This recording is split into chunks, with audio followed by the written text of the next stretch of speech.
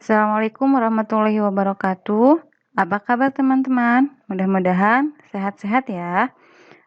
Oke, kita bertemu lagi dengan pelajaran ekonomi. Ya, pertemuan kedua kita melanjutkan materi kemarin tentang pendapatan nasional.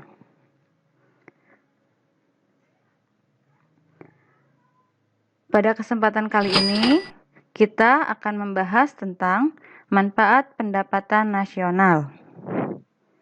Nah, manfaat pendapatan nasional yang pertama, dengan mengetahui data pendapatan nasional, pemerintah dapat menelaah kembali struktur perekonomian.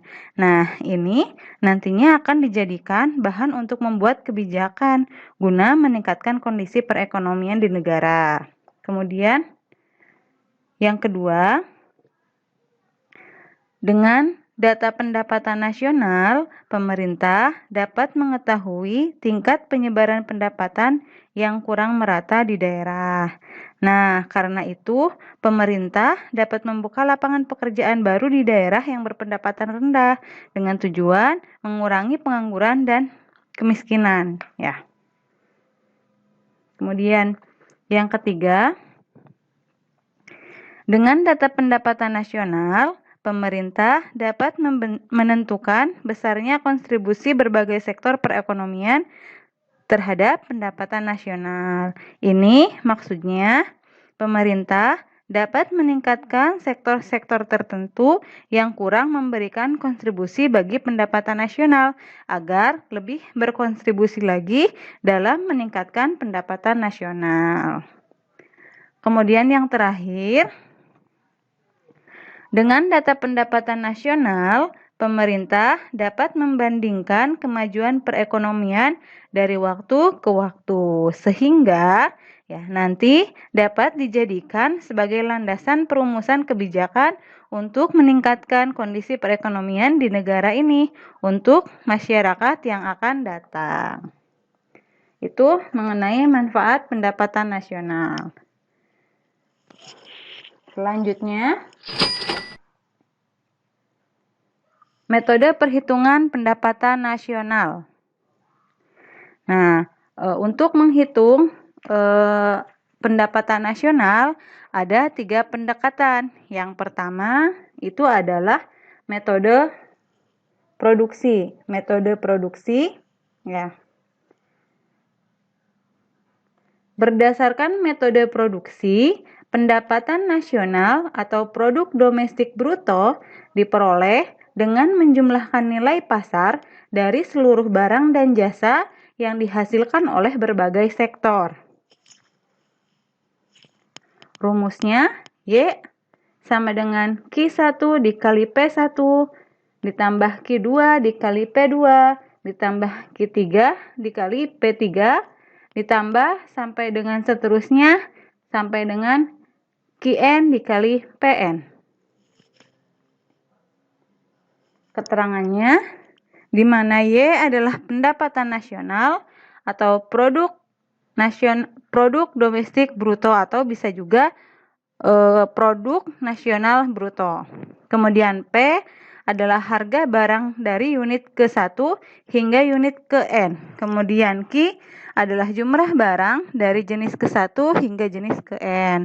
Nah, di sini dalam pendekatan produksi ini ada beberapa sektor sehingga jumlah Q dan P-nya banyak gitu ya, tidak terhingga ya sampai dengan unit ke-N gitu.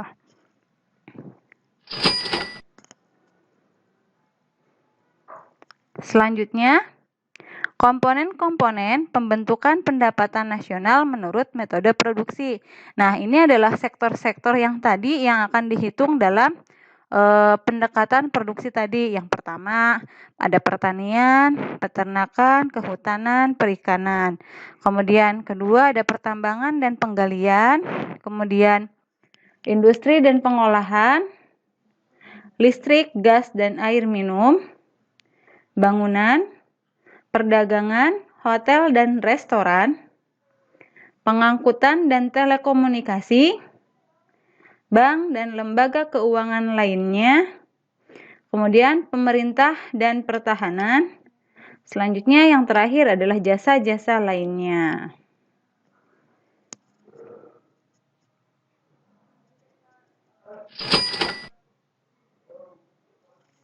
Nah, yang kedua, metode perhitungan pendapatan nasional yaitu metode pengeluaran.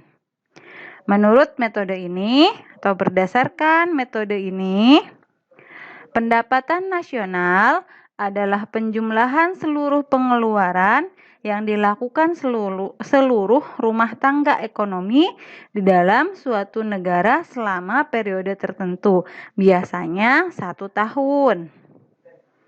Nah, komponen-komponen pembentukan pendekatan tersebut menurut pendekatan pengeluaran itu dapat dicerminkan dalam rumus berikut.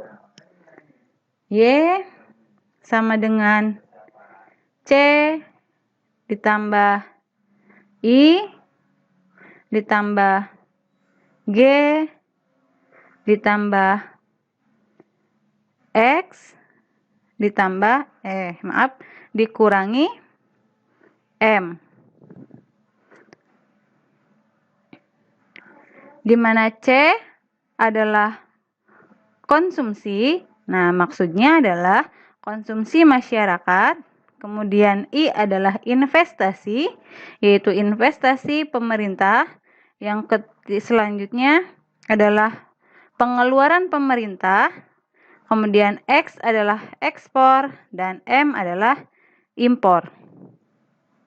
Nah, jadi ini adalah komponen-komponen yang dibutuhkan ketika kita akan menghitung pendapatan nasional dengan menggunakan metode pengeluaran.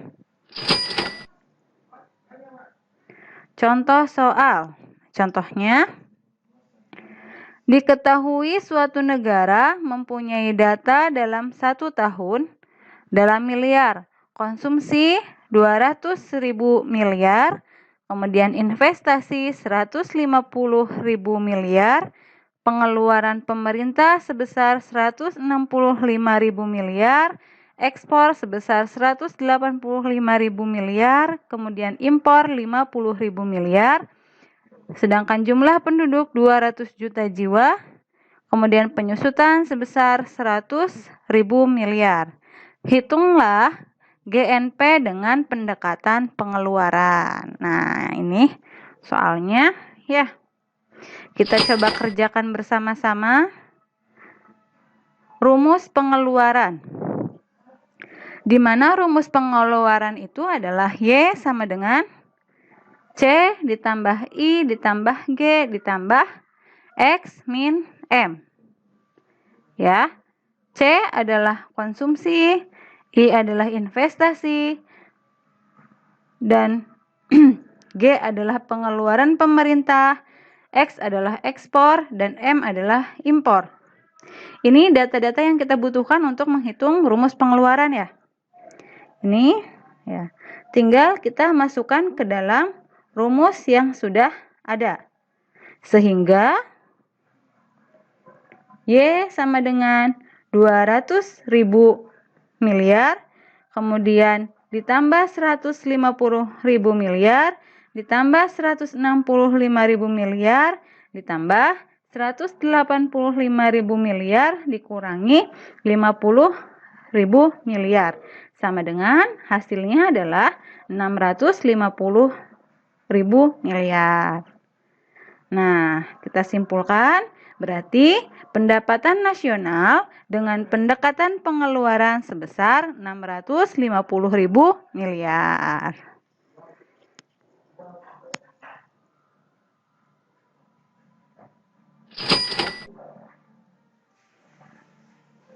Selanjutnya, metode perhitungan ketiga, yaitu metode pendapatan atau penerimaan.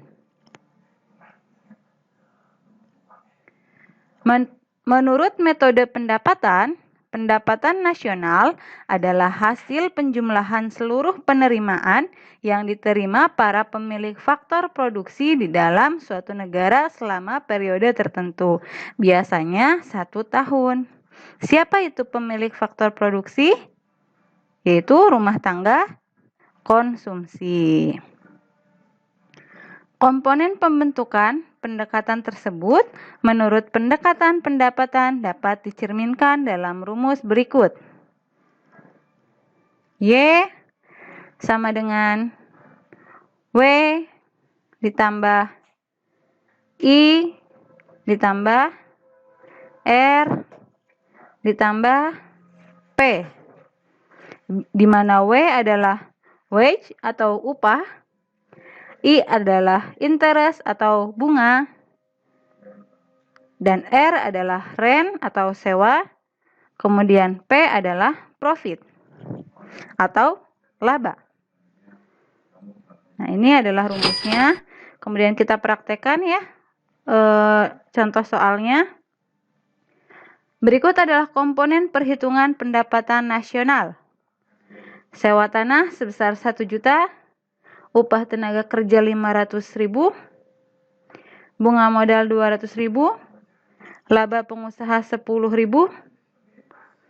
pengeluaran konsumsi 1 juta, pengeluaran investasi 750.000. Bila pendapatan nasional dihitung dengan menggunakan pendekatan pendapatan, maka hasilnya adalah, nah, rumusnya itu adalah, itu tadi adalah Y sama dengan W ditambah R ditambah I ditambah P.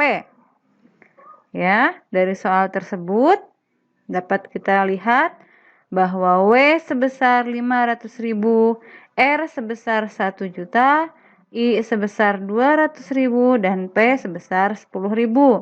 Sehingga Y sama dengan 500.000 ditambah 1 juta ditambah 200.000 ditambah 10.000 sama dengan 1.710.000. Dapat kita simpulkan bahwa pendapatan nasional dengan pendekatan pendapatan sebesar 1.710.000.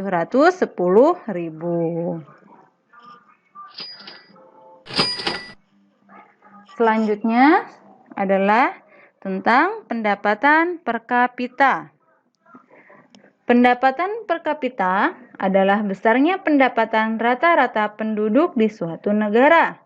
Pendapatan per kapita dapat digunakan untuk membandingkan kesejahteraan atau standar hidup suatu negara dari tahun ke tahun. Dengan melakukan perbandingan seperti itu, kita dapat mengamati apakah kesejahteraan masyarakat pada suatu negara secara rata-rata telah meningkat atau tidak. Ya, pendapatan per kapita yang meningkat merupakan salah satu tanda bahwa rata-rata kesejahteraan penduduk telah meningkat.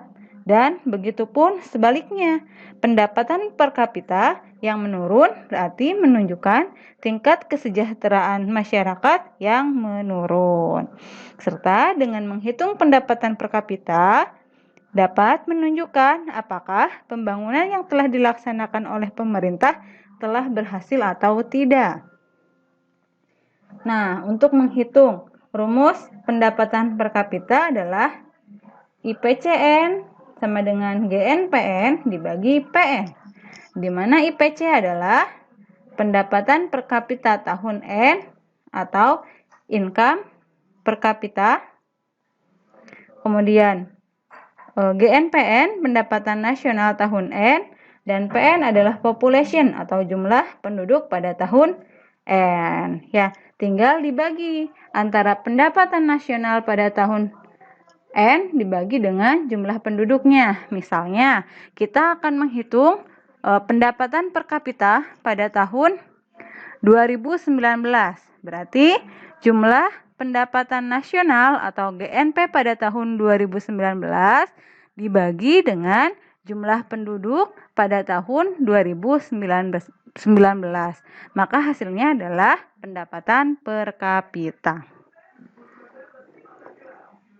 Selanjutnya yaitu faktor-faktor yang memengaruhi pendapatan nasional.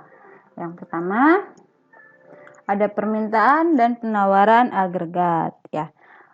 Permintaan dan penawaran agregat atau permintaan keseluruhan terhadap barang-barang dan jasa sesuai dengan tingkat harga. Permintaan agregat adalah suatu daftar dari keseluruhan barang dan jasa yang akan dibeli oleh sektor-sektor ekonomi pada berbagai tingkat harga. Jadi permintaan keseluruhan masyarakat terhadap suatu barang atau sektor-sektor lainnya. Kemudian, adapun penawaran agregatnya menunjukkan hubungan antara keseluruhan penawaran barang dan jasa yang ditawarkan oleh perusahaan-perusahaan dengan tingkat harga tertentu. Nah, ini mempengaruhi pendapatan nasional. Kemudian yang kedua ada konsumsi dan tabungan. Nah, konsumsi adalah pengeluaran total untuk memperoleh barang-barang dan jasa dalam suatu perekonomian dalam jangka waktu tertentu, biasanya 1 tahun. Sedangkan tabungan adalah bagian dari pendapatan yang tidak dikeluarkan untuk konsumsi. Nah, ini juga akan memengaruhi pendapatan nasional, ya. Kemudian investasi atau secara lebih spesifik investasi domestik swasta bruto adalah belanja pada barang kapital baru dan tambahan untuk persediaan. Contohnya seperti bangunan, mesin baru yang dibeli perusahaan untuk menghasilkan barang dan jasa. Jadi investasi barang modal itu adalah uang yang dibelikan untuk menghasilkan lagi barang yang lain gitu, seperti mesin. Mesin akan menghasilkan barang lain gitu. Kemudian distribusi pendapatan. Distribusi pendapatan adalah bagian tingkat penyebaran pendapatan di suatu wilayah atau daerah atau negara secara lebih luas. Untuk mengetahui tingkat pemerataan distribusi pendapatan suatu negara dapat diketahui dari grafik yang dinamakan dengan kurva Lorenz. Ini gambar di samping adalah kurva Lorenz. Nah, sedangkan indikatornya untuk mengukur tingkat ketimpangan distribusi pendapatan adalah koefisien Gini atau indeks Gini. Nah, di dalam kurva Lorenz ini ada satu garis yang membagi antara kedua belah pihak. Ini disebut dengan garis diagonal. Sedangkan garis yang cembung ini adalah kurvanya. Ya. Ini semakin condong kurva Lorenz ke bawah, maka ketimpangan pendapatannya semakin besar. Nah, ini semakin mendekati titik B, semakin ke bawah, semakin mendekati garis P, ini berarti ketimpangan distribusinya itu sangat besar. Dan semakin mendekati garis diagonal ini, itu artinya distribusi pendapatannya semakin merata gitu, atau sama dengan garis diagonal ini berarti merata sekali gitu ya, antara pendapatan seluruh masyarakat itu semuanya sama gitu kan, tidak ada perbedaan jika sama dengan garis diagonal.